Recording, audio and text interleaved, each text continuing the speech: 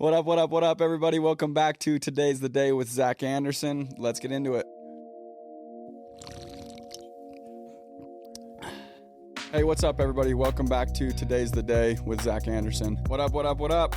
Welcome to Today's the Day. All right, what's up, everybody? Welcome to Today's the Day. Much love to everybody. Today's the day.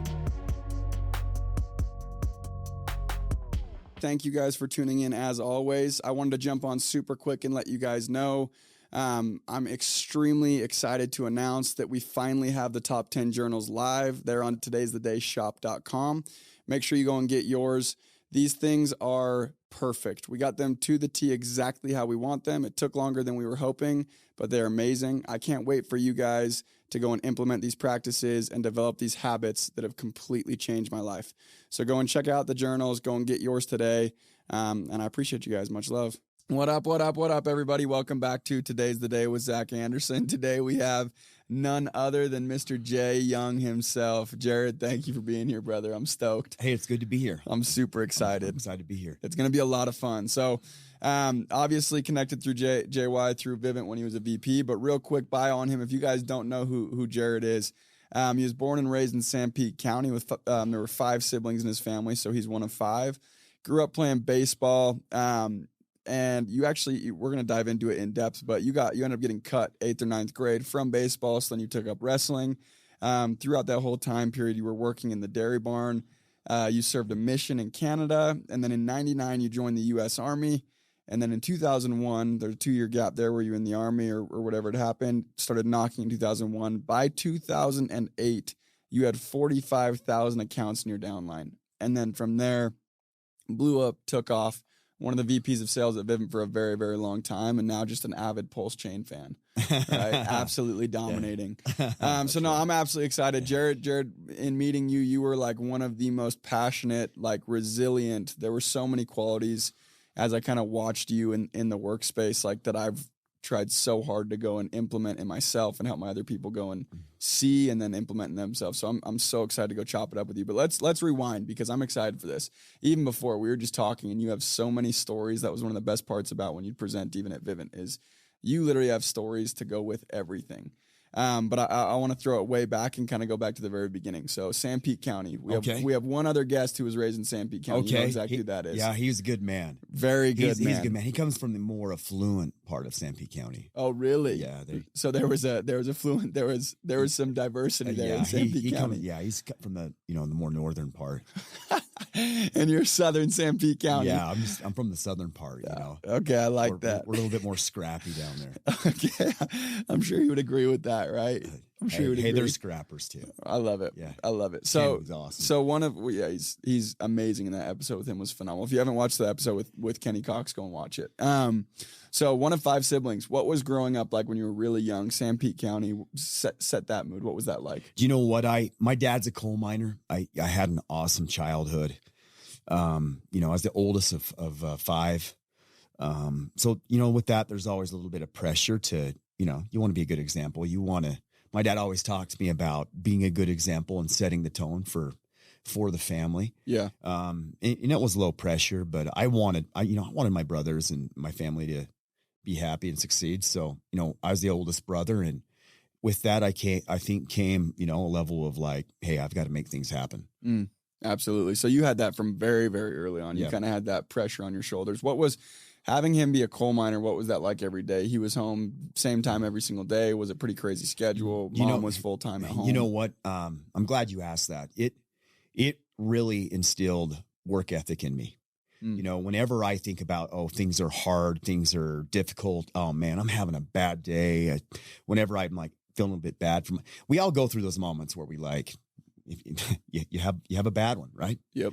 And the thing that always comes to my mind is there's things you never get out of your mind as a child or when you're growing up. And what I'll never get out of my mind is listening to my dad's boots walk across the upstairs floor. I slept in the basement at 3:45 in the morning, knowing that he was sick, knowing that he might be hurt. Those boots went across the floor and it was time to go to work. Yeah. And, he made it happen for the family. He had to put bread on the table and keep keep some milk in the refrigerator, right? Yeah, absolutely. And I'll never forget that. I'll always be grateful for the work ethic my dad instilled in me. That's amazing. That's really, really cool. And then as a kid, so you being the oldest, was that always competition with the brothers and the family? Was that always sports? What was your day-to-day in that younger period of life before you started working and before you started doing everything else? You know what? Brothers, you wrestle a lot, you play a lot. There's a lot of holes in the walls downstairs. Kidney injuries, younger brothers peeing blood because, he got body slammed. The doctor, that's some Southern Sanpete County stuff right there. The doctor, my physician, he always told my parents, he's like, your son holds the record for stitches. Anytime I came into the doctor's office, he's like, "Oh, it's Jared again. I'll get this, I'll get it ready." I love it.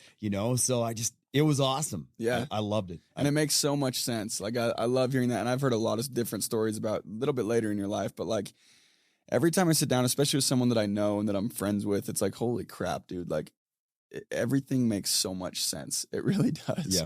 You know what I'm saying? So there being a kid, just crazy hectic. Dad instilled some really, really, really, really key qualities in you, but then kind of moving on, at what point did you start working in the dairy barn?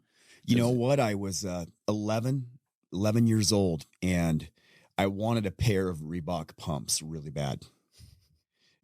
D Brown, you guys, I don't know if you guys remember the commercial with D Brown pumping those things up, but I was like, man, I need those so bad. I could go and dunk if I had those things on the 8-foot rims at the Gunnison Valley Elementary School. And anyway, so I started milking cows, and with that freaking first paycheck, saved some money, got a second paycheck, and I got a pair of the Reebok pumps. Let's go. And I made it happen from there. I got my first taste of like, wow, this is independent. Like I don't need somebody to give me money. I can go earn my own money. Yeah. I can make it happen myself. Yeah. Which is such a cool lesson that a lot of people, unfortunately, especially in like more fortunate upbringings, they don't really get to experience that until they're an adult. And I get to watch a lot of kids come into that like blindsided by life, like, oh, everything's kind of been handed to me up until now, and it's actually a disservice in a way. Yeah. So that's really, really cool that you'd learn that. So then walk me through this. So we were talking a little bit before, you grew up, obviously sports all over the place, but baseball was one where it was like you had liked baseball, and then you ended up getting baseball. Cut. So loved baseball. Baseball's a big deal where I grew up. Like we're very competitive. Like we're competing for a state title basically every year. Mm-hmm. We have athletes that, perform really, really well. We've had athletes go and perform at the majors. Yep. So it literally, it's a big deal where I come from. And I'd always wanted to be on the baseball team, and my grade was pretty competitive. There was about 15 of us. Yeah. And, I wasn't naive. I wasn't the best of the 15. I wasn't even top 5, but, they kept 12. Mm. And, my friends, everyone included, knew everyone knows where you stack up, right? Yeah. You know where you stack up. And for sure. I got cut. I'll never forget what it was like going, to, watch the results come out, and you look on that list and you're looking for your name, and you're seeing all these other names. And you start seeing names where you're like, oh my gosh, that guy can't even. I kid you not, like Zach, literally at tryouts, I swear to you on everything that at tryouts, I thought I had it made. I jumped into the batting cage. The baseball coach, the assistant baseball coach, that is, threw me 5 pitches. Mm-hmm. I lined them all back at him so hard that I couldn't have done better. Yeah. And he looks at me and says, "Young, jump out of the cage. You don't need this." Mm-hmm. That's how confident I was making the team. And then what do you think played a part? Because you were young, 9th grade. 100%, small town politics. Yeah. And at the time I hated it. And that's a slap in the face, especially at that age. Oh, absolutely. So to this day, I don't know if the head coach this day knows what I did in that batting cage. Yeah. I believe he did, because he's a good guy. He's a really good guy. I still like him to this day. Yeah.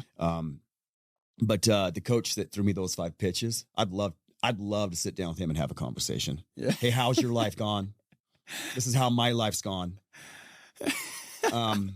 But you know, at the end of the day, competitive to your core. you know what? There's a little competition there. Yeah, absolutely. I love but you know what it did for me is I was like, you know, my dad gave me a foundation in wrestling. I wrestled, you know, 6 or 7 years and from preschool through grade school. Yeah. I stopped doing it for a year or two because I'm like, I'm going to be a freaking baseball. This is all I want to do. Yeah. It's the funnest sport there is. I still believe it's the funnest sport. Yeah. I mean, it's the most American sport out there. I mean, what's better than going to the freaking ball game on a, you know, Saturday and just, God, it's awesome. Nothing. Right? Some big league chew. Yeah. Heck yeah. Absolutely. It's Good old awesome. hot dog. So I focused on wrestling and I did it for one reason only. When I step in that circle, I determine what I get to do or not get to do. Yeah. By my performance. Yeah. If I want something, I can get it. If I don't like who's on the varsity spot at a certain bracket, I can take his spot. Yeah. Now, you know, a coach could try to like prevent that all he wants, but it's like it's all you. On wrestling, everyone knows. So you really can't as a coach, you know? And so where did you get like, because there's two ways you can view this as a ninth grader. Yeah. And I would be willing to say majority of ninth graders go and they have this unfair treatment or they don't make the team. It's like a slap to the face, then they just kind of quit. Yeah. Whereas you like even still use it as fuel to go and energize you in a different direction to go and progress yourself, which is insane, like an insane perspective, especially at that age. As an adult, it makes a lot of sense, but at that age, it's like, where did that come from? Like, you know, I think we all have, at the end of the day, I think all of us it's just in our human DNA to want to improve, at least part of us, right? Yeah. You know, there's times honestly where I regret not staying with it and going and trying out the next year. Yeah. And making sure that, you know, the head coach got a look. Yeah. Maybe things would have been different, but you know, I have no regrets. I milk cows every morning and night, 5 days a week. I was waking up at 3 a.m., getting back to school by 8 was great for me. Cause you know, I might've been a little bit on the ADHD spectrum, so to speak. maybe not. Kept you a little bit dialed. You know, in first grade, I think they told me that. They also told my mom and dad I was handicapped, only they used the R word. Oh, really? Yeah. Miss Brown told my mom and dad I was. How do you remember that? Did your parents repeat that to you, or did you? My mom and dad told me. They let you know. They're like, "Hey, Miss Brown thought you were, you know, the R word." I'm like, "Really? She said it like that?" So you had to go prove her wrong. Yeah. Well, dude, my first grade was awesome. I was Mr. Harrop's. I was Mr. Harrop's special little helper the whole year. And I still remember him doing like tests on my ears and all that, just because I had a lot of energy. You know what I mean? You know, so I think like, what's up with this kid? I think she just wanted to get rid of me. That's amazing. You know what I mean? Like, so so I don't know. I love my childhood. I love where I grew up. That's amazing. But yeah, that's kind of. I mean, that sounds amazing. Like, there's a few really big keys. First off, obviously, credit to yourself for kind of being mature in your age, where you viewed things in a really positive manner. And I think a lot of that probably comes from your parents, what you're expressing. Like, I think your parents probably kind of instilled that in you, which is so valuable as well. Oh, like, and Mr. Harrop. I mean, I knew I was. And Mr. Harrop. I knew I was special. There you go. I love that. Know? I love that. So then you get through high school. You cut from the baseball team. You wrestled. You wrestle all the way through high school. I did. Yes. Okay. Good deal. Anything notable there? I was really competitive. Took region a few times. I placed really high in state quite a few times. Yeah. I lost my state championship my senior year by 1 point. Controversial call in the end. And that was hard. That's another slap to the face. You know what? It hurt bad, Zach. Yeah. It hurt bad. I believe that. But one of the greatest gifts God gave me. Why do you say that? From that experience, I just never wanted to ever lose by 1 ever again. So what did you do? What was the alternative then? You're gonna like think this is stupid, but like, dude, I went into a massive depression. Like, I didn't even know if I wanted to live. Like, that was my life. Right after that loss. Yeah, it was a hard moment for me. Yeah.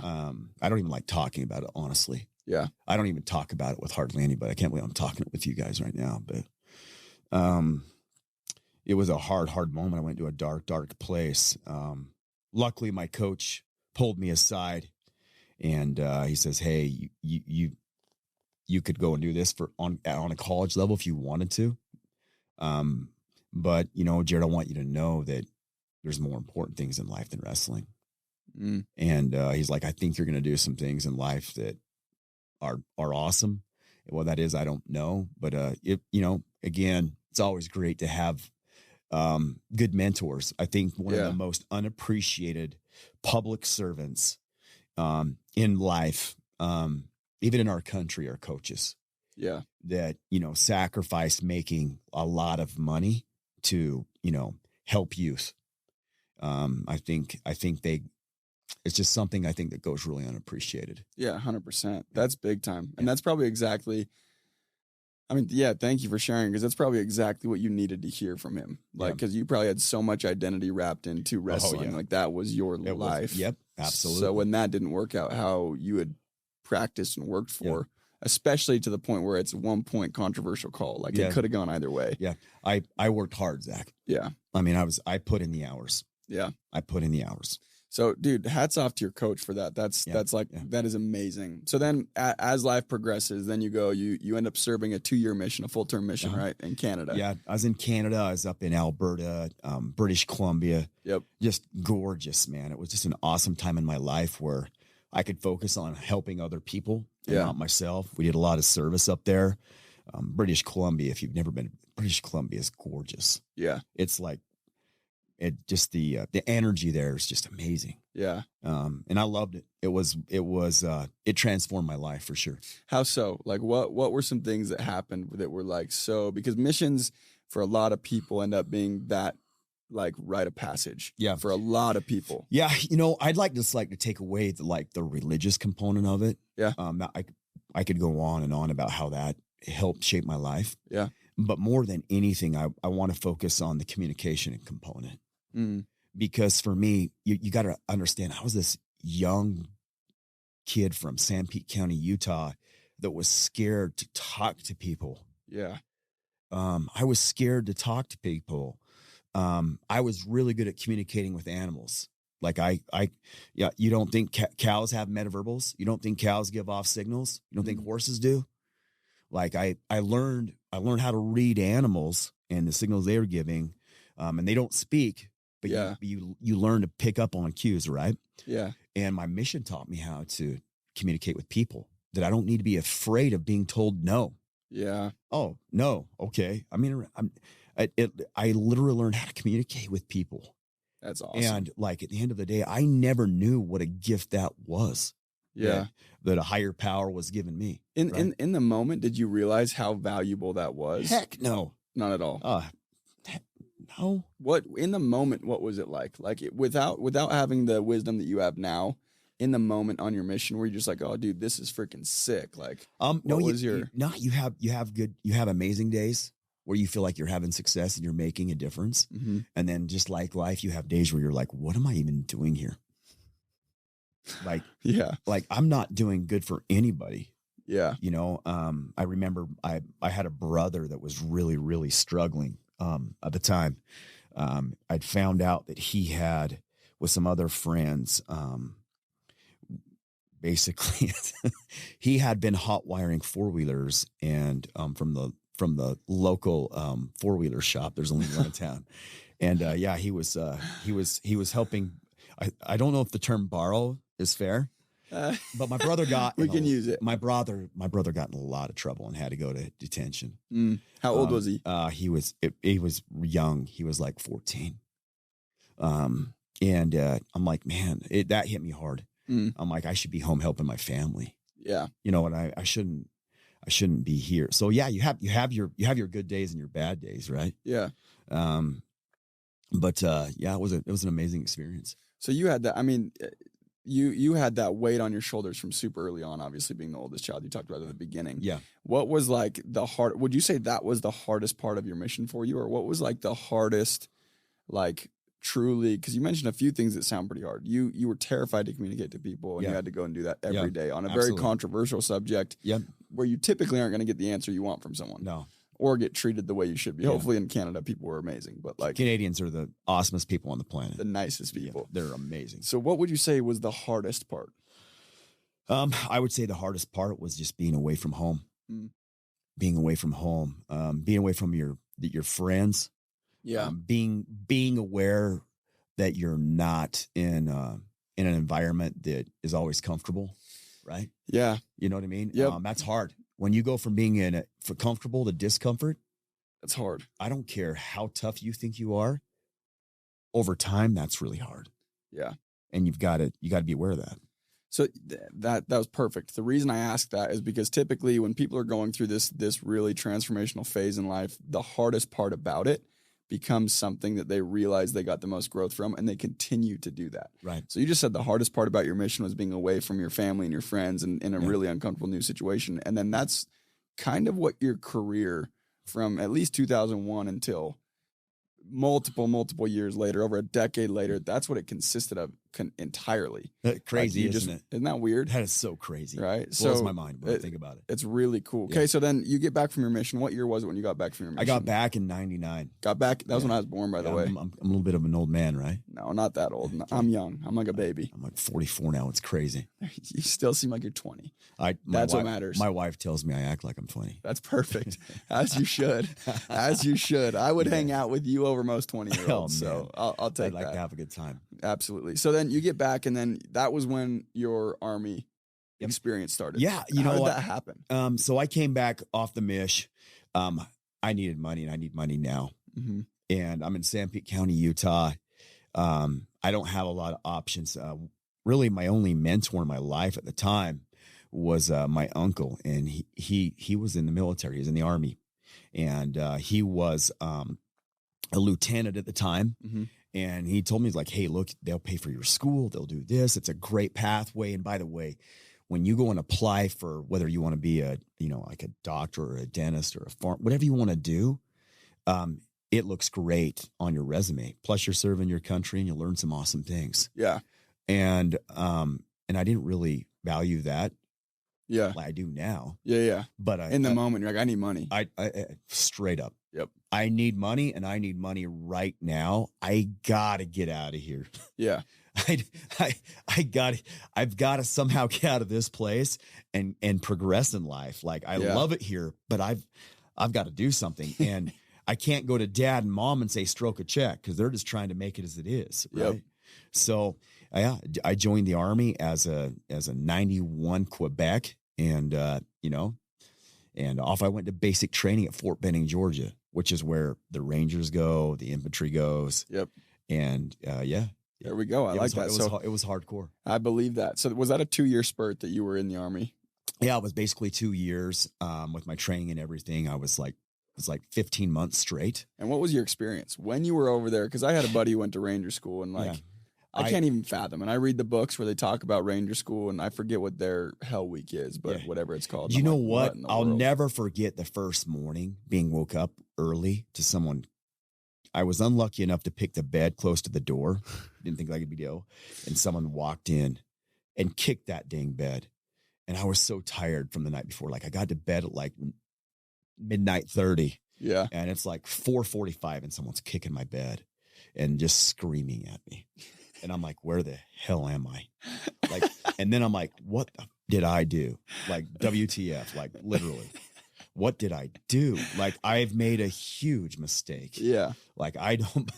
And anyway, and then you just kick into this grind mode. Yeah. And long story short, like I didn't mind basic because I excelled physically. Obviously I'm a redneck, so I know how to shoot. You can shoot just fine. I definitely did well at that. Yeah. And at the end of the day, I had my drill sergeants. They were basically like, hey, you need to switch things up here. Like you need to be going and doing, some hands-on stuff. We can help you get to Ranger School. This is what you need to do. Yeah. And again, they were just being mentors. And I love those guys too. They were, it's funny how you love the people. They're the hardest on you. They're the hardest on you. They were the hardest on you, and I love them. Yeah. Well, it's probably because you get so much growth. And in the moment, you don't realize it. Like in the moment, you probably hated those people at certain points too. You're like, F this guy. Like, I don't want, like, I didn't hate him. I just thought two of them were freaking crazy. Yeah. You know what I mean? I'm like, crazy. like, Private, do you know what it freaking smells like when your buddy's dead lying next to you? And you're like, holy crap. And I'm like, whoa, you need help. Yeah. That's amazing. Right. Yeah. That's amazing. Yeah. Right. So you're 2 years in the Army. You obviously, I mean, you excelled, and it sounds like you probably were better conditioned for that than most people in your class. Like I was stoked I actually started having thoughts like, hey, I can do this for more than what I've initially signed up for. Yeah. Like I can go in, I can become a military, I wasn't going to be a doctor, but I could be a pharmacist. Like the military is an amazing path. And again, we live in a really controversial society, but at the end of the day, like we're all American. And I believe one of the best things that our society could do would be to encourage more youth to go into the military, even if it's just a 2-year service. Yeah. Because it's hard. And it teaches you appreciation for the things you just take for granted. For sure. And that's one of the biggest thing I think as society we lack right now is we just don't appreciate how good we have it. So we just fight with each other. Yeah. Anyway, I'll jump off that, but no, I love that. I'm going along and I'm stoked to be doing this. And I'm out one more. I get bit by a brown recluse spider. I was actually in southern Texas when I got this okay. happened, Good deal. supposedly. And anyway, this thing put me in the hospital because I got bit and it's early in the morning. I didn't know what had bit me. And I just kept going and I went and did a hard round of PT. I went and ran like 3 miles hard, and did some really physical exercises. And dude, I pumped this crap through my. You just pumped the poison through your body. Yeah. And anyway, I get to the chow hall and Zod, I kid you not, my one of the sergeants looks at my arm and is like, what the hell happened to you? And I'm like, I don't know, something bit me. And he's like, and you didn't say anything?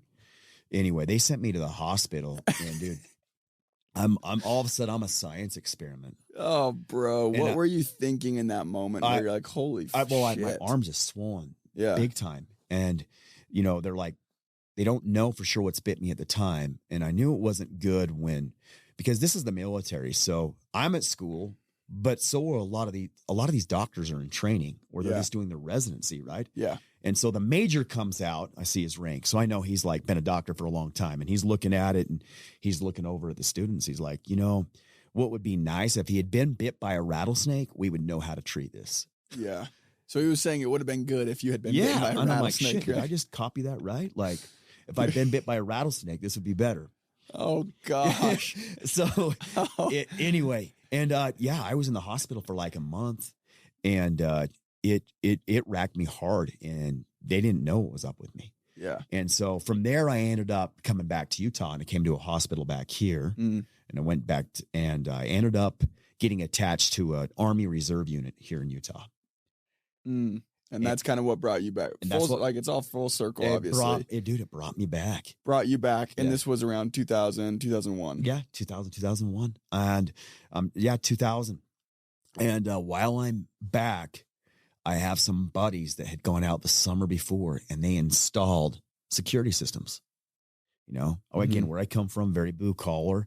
Most of my buddies, all my buddies, they were installers, AKA technicians, and they were really good at it. Yeah. And they made great money. I remember hearing that one of them made $15,000 in 4 months installing security systems. Yeah. I was like, sign me up for that crap. Sign me up. Yeah. And so I signed up to be a technician. That's amazing. That was 2001. Yeah. I signed up to be a technician. Casey Andersen. That name rings any bells. Absolutely. Casey's my guy. So he makes fun of how I dress still every day. I owe Casey a 4-wheeler or something. Man. I think you should get him one. Yeah, I think or just go support his son in his wrestling tournaments. Yeah. Yeah, I can do that. Yeah. You know why I owe him it? Why? Because Casey let me go. Casey fired you. I don't like to use that term. Casey let you go. Casey cut ties with you as a tech. What did you do? What happened? Well, in Casey's defense, they had too many technicians and not enough salespeople. And so I was one of the last techs to join the team. And if I'm being real, my last name wasn't Anderson, I think. That had something to do with it. That might have maybe a little bit of politics. I don't know. Politics have been serving you well. These politics that seem negative have been serving you well since the beginning. So anyway, Casey had to let me go. And he told me I couldn't be a technician. And, but he had a friend that managed a team. And, anyway, his name was Jeremy Miner. Mm. And by the way, Jeremy, awesome guy, awesome sales guy. He does some amazing sales training if anyone wants some good sales training. But, Jeremy had been a manager the year before and like made almost 6 figures. Yeah. And so Casey introduced me to him, went and met with Jeremy. Was a little bit off my A game. I'd eaten some pizza, spilled a little bit of pizza on my white shirt, walked into his office. And he's like, I see why Casey let you go. Well, I just it wasn't my lucky day at the time. Yeah. Because Jeremy had just filled the last spot on his team. No way. Yeah. Shut up. You couldn't get hired as a sales rep. Well, so what did you do? It wasn't that I couldn't get hired. It's just his team was full. That's what he told you. Yeah. That's what he told you, Pizza Stain. Yeah. It's just like, hey man, I'd love to have you. And, what really bothered me is like my favorite mission comp, Rasmussen. Had just joined the team. I'm like, oh, this is just stars are aligning. Yeah. And Ras came and was like, hey, dude, you coming with us to Minnesota? And I'm like, I wanted to, but I guess the team's full. Yeah. So anyway. So what did you do? I walked out and I told Casey, and Casey's like, his team's full. He paused for a while. I was like, hey, I've got another friend. So he introduced me to this other friend. And his name was Kelly Walker. And I'll always be grateful Kelly gave me a chance. And it turned out to be my lucky day. Yeah. Because Kelly had only one spot left on his team. And he gave it to me. This needs to start getting used more. This last spot thing needs to start getting used more. He had one spot left on the team. And I was given that spot. Let's go. And so I was grateful for that. So that was the start to your door knocking career. That started my door knocking career in Omaha, Nebraska. And that's heavily shaped your life and given you a platform to go and do so much for so many other people, including me. So absolutely. It was beyond life shaping. I love that. So first summer then, because this story's always a fun one. Okay. First summer. For everybody, it's always fun. Everybody. And it's always different too. Yeah. So first summer you went out. What was your market again? I was in Omaha, Nebraska. Omaha, Nebraska. Uh-huh. You got out there. If you remember what you'd said on your mission, talking to people was terrifying in general. You went and developed that, and that's now why you say it's so valuable, obviously, like putting the pieces together. But you went out, you're now knocking on doors, full commission job, no money if you don't sell. Yep, no money if you don't sell. And what was that like? It was terrifying. I remember before I went out, I almost didn't go because it seemed so safe to not go and just have a job. Right. And at the time, I didn't know what having a job really meant. But I thought a job was safety. I couldn't have been more wrong. Right. But that's what I thought. Yeah. And I almost didn't go. And I drove home from Snow College one night to tell my dad what I was doing. And my dad gave me some of the best, probably dad advice, fatherly advice, whatever you want to call it. He could have given me. He was working on his 72 GMC truck. Told him I needed to talk to him. He's like, yeah, go ahead. I'm like, no, Dad, come and talk to me, and he comes out up from underneath the truck, and he's got his blue, mechanic suit on that he's been, and he's like, cleaning off his hands. And he's like, what do you do? What do you think? And I'm like, Dad, I'm going to go sell alarm systems for the summer. And he's like, you are? He's like, have you told your mom? I'm like, no. He's like, okay. And I'm like, what do you think, Dad? And he's like, well, why are you going to do it? I'm like, Dad, I can make 17 grand in 4 months. I can pay for my school. I can pay my car off. And I can have a little bit of savings. It'd feel really nice. I've looked at, the company. I've interviewed a lot of the guys that went out last year. They made good money. They got paid. And I think I can do this. And he's like, well, what do you think you'll make? I'm like, Dad, I think I can make 20 grand in 4 months. He's like, wow. And I'm like, well, Dad, what do you think? Because it's risky, Dad. I don't get paid if I don't sell. And my dad, and this is where the best advice he's ever given me came in. He says, son, you've never been the worst at anything you've done in life. You've always found a way to be competitive. And this sounds like a really good thing for you. And he's like, go try it out for a month. What do you have to lose? He says, that job you're worried about, he's like, that'll always be here. Mm-hmm. He's like, but no matter what happens, you're going to learn a lot this next month. Mm. And anyway, Best way to approach it. yeah, Like best way. That's nothing cool. to lose, everything to gain mentality, right? Yeah, absolutely. And yeah, that's kind of what started me off. So then you get out there, right? You're Yeah. knocking. What was your initial experience with it? Did you just click off the bat? Did you have a heart? Like, what was that experience? My first day I sold 2. So different from mine. Yeah, my first day I sold 2. Now, I didn't neither of them got installed. I went back to the office and I was celebrating my success, and all of my homies back at the office, all my buddies told me, hey, let me educate you. You don't get paid unless the job gets installed. Why didn't you install it? And I'm like, oh, these are solid.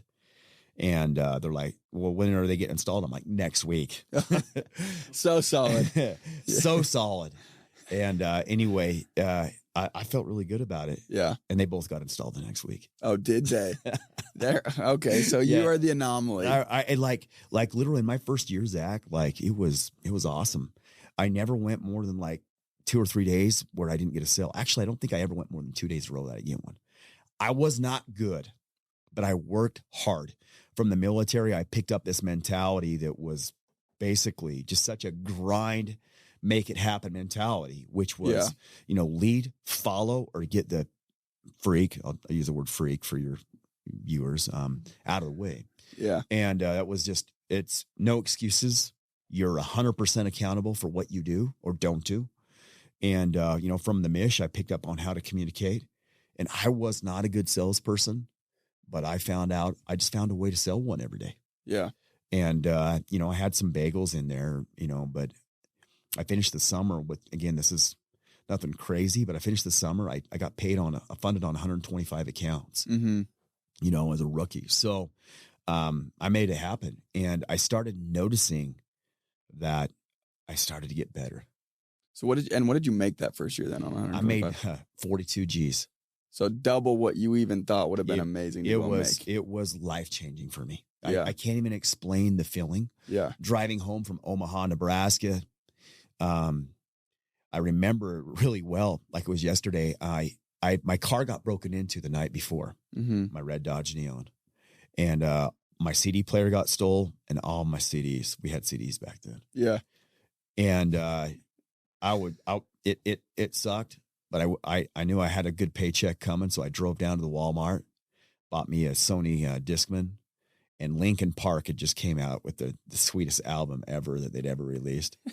And that was your drive home album. I'm like with my headphones on, driving home, and I was so stoked after my last day that I did what I hope no one does.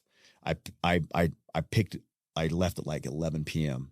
and I was so stoked to go home and tell my friends and the people I love that I see him again, but also like, hey, I did it. I did it. Yeah. And my grandpa that's passed away, he was on the way on the I-70 in Salina, Utah. So stoked to see him. I wanted to make it to his house. My plan was I was going to fall asleep at his house, take a nap. And I made it past Denver. And you know how when you get past Denver and you start going up the mountain, how it's gorgeous. Oh yeah. I started fading. I caught myself a couple times. Yeah. And I had to pull off the side of the road. And I remember pulling off the side of the road and just laying on the hillside and passing out for like 4 hours. And then I got up and I drove home. But you're high on this like euphoric, like exactly. I've done that exact drive. And the only reason I stayed awake through it was after my second year. The only reason I stayed awake through Denver, I was bawling for probably 4 hours straight. Windows down, had been driving from Little Rock, Arkansas. Yeah, so I was like 20 some odd hours in, bawling for no reason either. I was just crying because I think I was delusional because I was so tired. But but also I know that you drive. Just done something so hard. Yeah. And for me, again, I just made more money than most people I knew made in a year.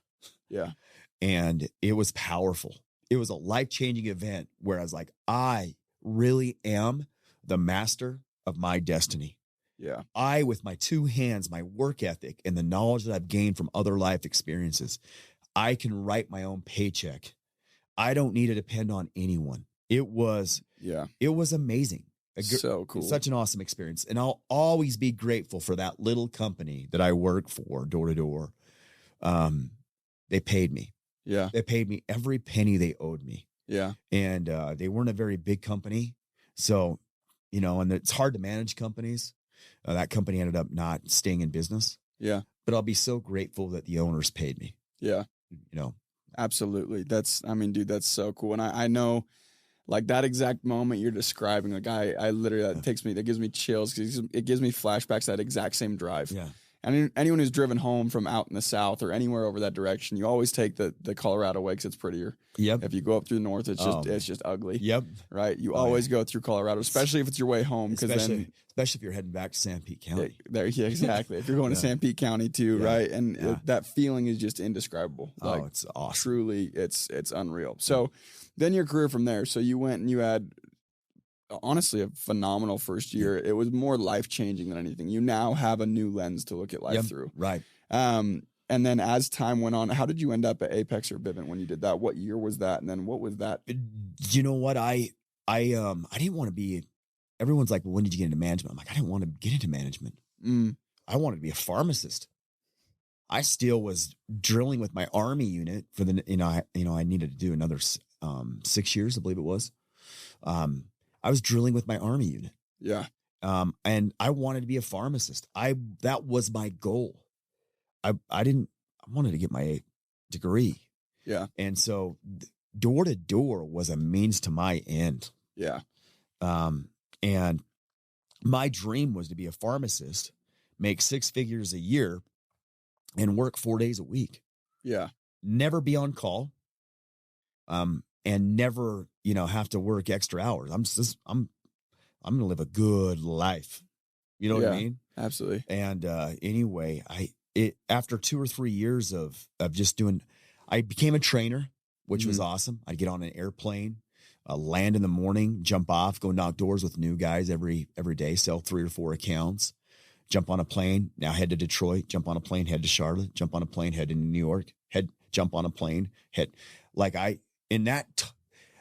it sharpened my skill set because I all of a sudden now in a day's notice, I had to know how to communicate to different types of people. Yeah. Right.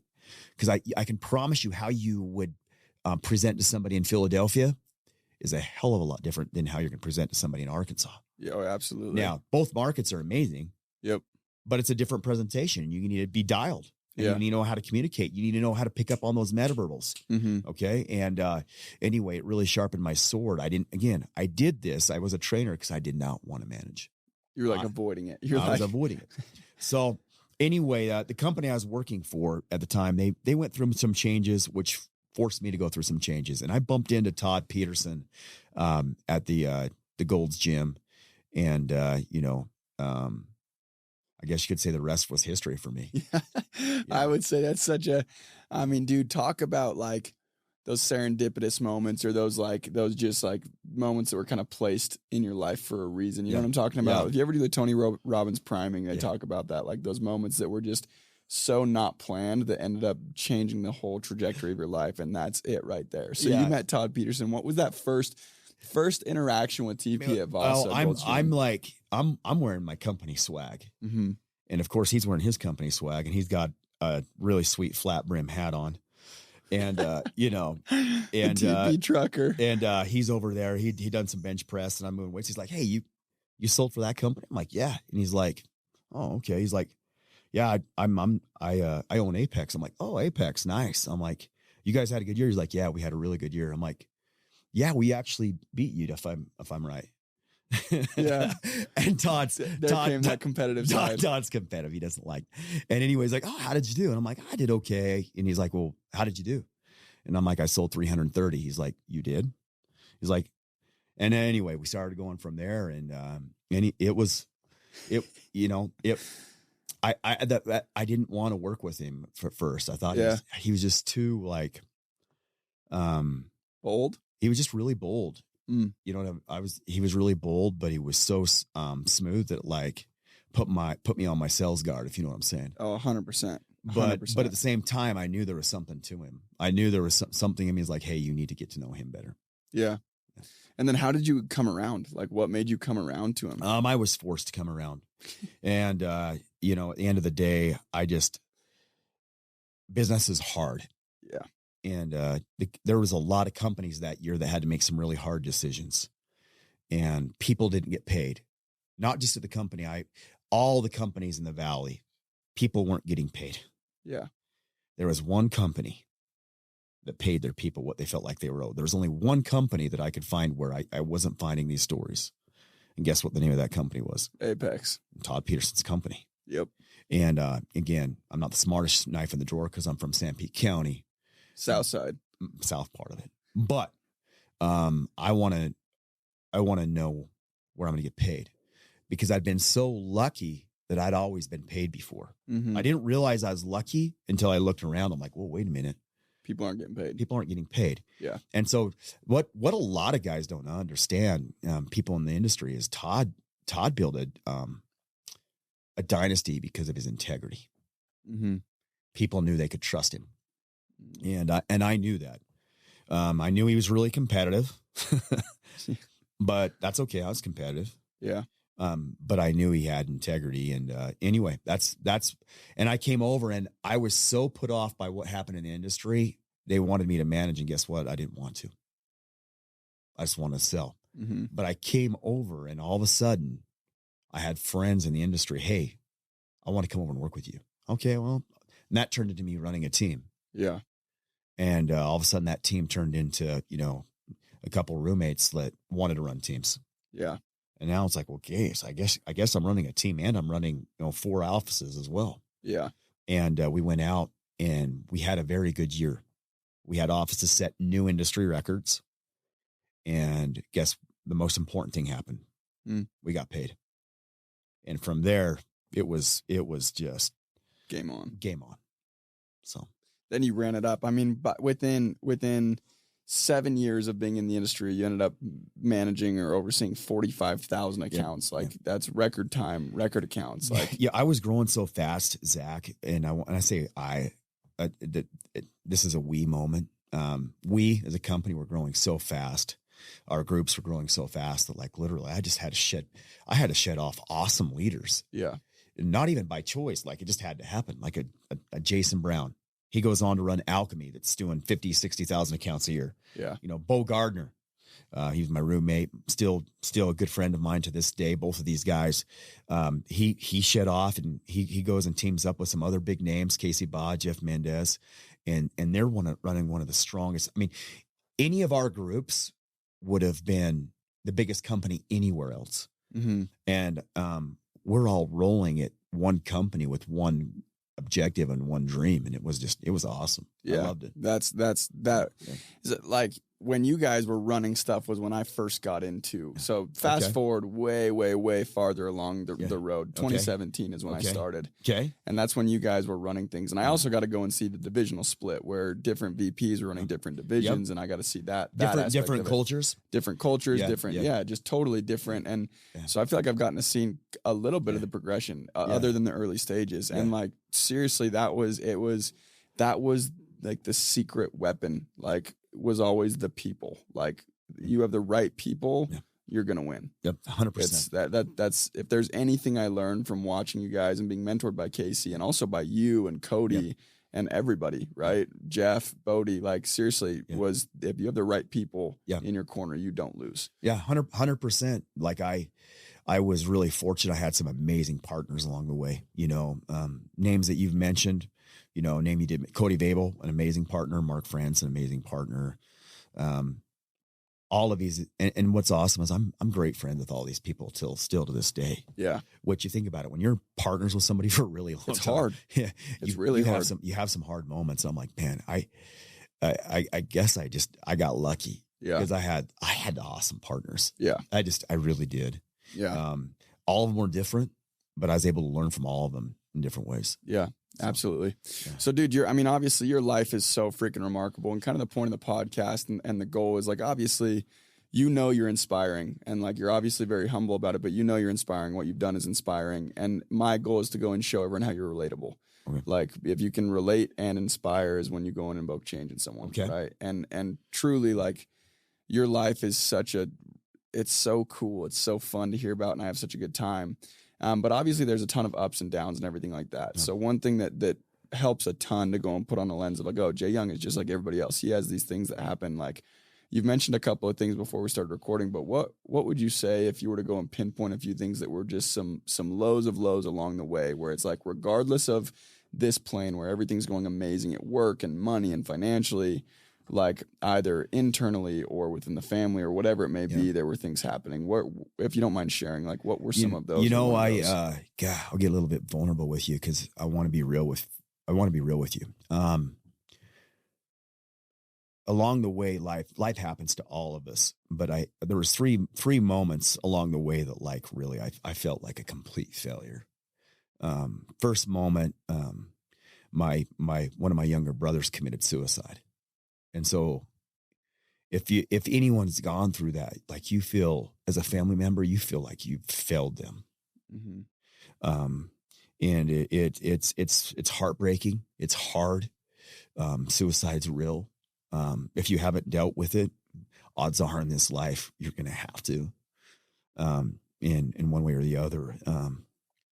It hurt really bad. And I felt like I'd let my brother down and it felt like I failed. Mm-hmm. Fast forward 2 more years. My second brother, he actually died from alcohol poisoning with a new medication that he was taking. He's a 26-year-old and, he occasionally pounds the Jack D or whatever. And he had a drug called Klonopin that he was prescribed and he was taking it the right way, I want to add. Yeah. But it came with a very strict do not drink with alcohol warning. And they found him, and he's my youngest brother and probably one of my best friends. He looked just like me, only had black hair. Like it was beyond obvious. This is my little brother. Like we were that close. Mm-hmm. We go up on the mountain, do anything together. He goes one way, I go the other. We just know where we're going to meet. Like we're that connected. Mm-hmm. Right. And, anyway, he passed away because of this, drug, alcohol combo. They found him one morning. They said, basically they told him that his liver shut down. Mm. And that was rough. Felt like a failure. Along the way, Vivint was an amazing experience, but Apex and Vivint, we had our challenges too. I remember one specific meeting where, I could tell that we were going through a really hard time financially. And, Todd had came to all of us and was like, hey, I need you to close offices. And I'm like, what? Close offices? What do you mean? He's like, look, you see what's going on. We're going through a recession. I'm always going to be honest with you guys. You guys need to close some offices. Jared, you can only do 28,000 accounts next year. I'm like, what? I just did almost double that this year. Like, I don't want to let any of my buddies go. What am I going to do? Okay, mm-hmm. I guess I can just keep my most loyal guys and we'll tread through this moment. And it was a bad day.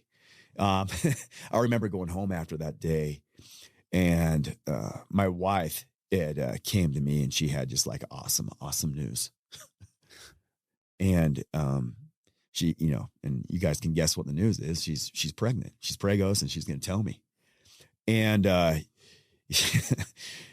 reacted like no man should ever react when the love of his life or significant other or wife delivers that type of news. Mm-hmm. I just was like, hey, honey, how did you let this? I'll just tell you, I'm like, how could you let this happen? We're going through a really hard time. I don't even know if I'm going to have a job in 6 months. Everything we've worked for, I think we're going to lose. I participated in this equity pool that Todd set up. They called it LTIP. Mm-hmm. And I'm like, I'm going to lose all of that. And I'm like, I think I'm gonna have to go back to school. Like, Holly, how could you let this happen? And, my wife's like, excuse me, you're the one that made this happen. Yeah. Yeah. And, anyway, put you in your place. Yeah. I'm glad she did. But at the end of the day, like, that's not how you should react when you get delivered that amazing news. And, we had a little girl and guess what I named that little girl? What? Faith. I love and that. She's the most amazing. I love she's so beautiful. She's so amazing. And, life comes. And, that was 2011 that happened. Mm-hmm. We felt like we were losing everything, Zach. Yeah. Like everything I'd worked for the last 8 years to build. Yeah. We were losing it all. Which is insane. My question for you on those, and thank you for sharing, because it's super powerful and it's super relatable to a lot of people. And it's like, so my question for you then is, those are three things that are like life ending type situation where it's like, holy crap, now what type things, right? Yeah. And when you're in them, there doesn't seem to be any way out. But when you've been through them and you've survived them and you've thrived through them, you can look back and be like, okay, that makes sense. What advice would you have to somebody either that's going to end up in one of those, because everybody will. You will, yeah. Right? Or that's in one currently where it's like, no, like you just, what would your advice be for someone to go and not only get through that, but go and thrive through it? The same advice I give to someone that's knocking doors, having a bad day. Keep knocking. You can't fail unless you quit. That's the secret of life right there. Like it is not in your genetic DNA to be a failure. Think about where you come from. The only way you fail is if you quit trying. And we kept trying. We got through those moments. I still feel like a failure. If I'm being real with you, there's still moments where I'm like, yeah, I'm a failure in X, Y, or Z, but you just keep going, right? Yep. You keep going, you fast forward with where we were with Vivint. 1 year and Blackstone bought the company for $2.2 billion. That LTIP was a little. It was good. It was a good day. It was a good day for a lot of us. But we were that close. It's like literally the last door. Yep. It's like the last door. Exactly. I love, dude, that's like perfect advice. And for everyone who does listen, that's amazing. Obviously, time literally flies when we're on this thing, dude. No way we've been talking for this long. I'm not kidding. Yeah, that's why I make them put the clock up so I don't forget, because I'm just chilling over here. Exactly, bro. So I want to be super respectful of your time, everybody else's time. So like kind of a final question, but again, like, dude, thank you so much. Like this is so good. And this is like everything everyone's hearing. This is a big reason why I freaking love you and why like I hold you on this pedestal of like, dude, I want to be like type thing. Right. So, and I'm so glad to have it recorded, because that's the point of this podcast, frankly. So the name of the podcast, to wrap this thing up, and we're going to have to do a part 2 because we're going to have way more stories to go crack through. There's even stories I know that we haven't even touched on right now. But the name of the podcast is Today's the Day. And the reason for that is because a long time ago, I was lucky enough to kind of go and develop like a mantra of like, today's the day. Like, this is all you've got. Yesterday, you can't go and change. Nope. Tomorrow might not even come. So like, today's the day. Like, this is what you've got. Make it happen. Exactly. So we're very, very, when we bring people on, we want to bring people on who kind of embody that and live that. So my question for you is, how could you go and help somebody else approach life with that lens or that perspective of, hey, today's the day? What advice would you have there, or what has kind of helped you see life that way? I just believe everyone has more potential than they believe they have. Especially I was so lucky for so long to work in an industry where I got to mentor or coach young individuals, young women, young men, from all types of backgrounds. Outer city, inner city. And I just love what we all did, the door to door, because it's a great equalizer, right? And today is the day. Like, you can make it happen today. What happened to you yesterday doesn't matter. Yeah. You get to decide what happens today. And my advice would just be is like, hey, you have more potential than you have any idea of. Like, I go through my life and I could go back in time and grab myself as my first year rep, I'd be slapping myself, be like, hey, bud, do you have any idea what's on the line here? Yeah. Like, you think this is about your $42,000? Yeah. You're going to make tens of millions of dollars if you don't mess this up. If you just realize how valuable each day is. Yeah. You think it's about that sell? I'm telling you, young man, there's a lot more on the line than you know. Yep. And that would be my advice to any of your viewers is today is the day, and more is on the line than you know. I love that. There's not a better way to end that. Jay Young, bro, I freaking love you, man. Thank you so much for coming out, and everybody tuning in. Much love. Until next time. Thank you guys so much for tuning in today. As always, it was a blast for me. I hope you got something out of this. If you got something out of this video of value, share this with a friend, and please go show your love. We're on all streaming platforms, including YouTube, Spotify, and Apple. Any ratings, comments, likes, shares, they go a very long way, and they make it so I can keep doing these things for you, and I would appreciate it greatly. So please go share with a friend. Until next time.